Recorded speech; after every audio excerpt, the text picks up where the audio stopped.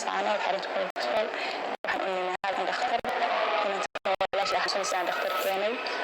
surka ayaa wax ka buuran yihiin buro ayaa kaga taala dhakhtarkaan geynay waxaa lagu sheegay xanuun kansar ayaa lagu sheegay waxay dhaheen wadnaha iyo surka iyo madaxa uga yaalaa waxaan geynay midka digfeer la dhahaayo isagana wuxuu noo sameeyey warqadii oo lagu bixi lahaa anagoo rabna inaan baxno intaa warqadii noo soo baxaysay ayaan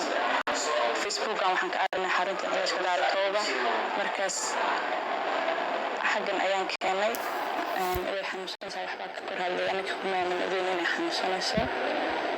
quraankii ayaa la saaray dhowr jeer marka way ku fiicnaatay maasha allah meeshiina way u soo bogsanaysaa way soo yaraanaysaa magacayga waa xaawo waxaan ka nimid magaalada laascaano xarunta koonfur waxaan u nimid halkan dhakhtar inaan dhakhtar keenay surka ayaa wax ka buuran yihiin buro ayaa kaga taala dhakhtarkaan geynay waxaa lagu sheegay xanuun kansar ayaa lagu sheegay waxay dhaheen wadnaha iyo surka iyo madaxa uga yaalaa waxaan geynay